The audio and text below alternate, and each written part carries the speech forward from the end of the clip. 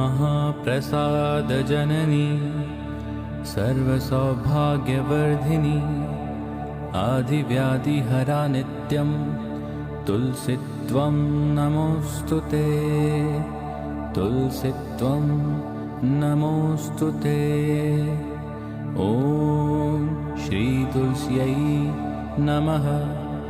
ॐ श्री वृन्दाये नमः। ॐ श्री हरिवल्लभाये नमः। महाप्रसादजननी सर्वसौभाग्यवर्धिनी आदिव्याधिहरा नित्यं तुलसीत्वं नमोऽस्तुते तुलसीत्वं नमोऽस्तुते। ॐ श्री तुलस्यै नमः।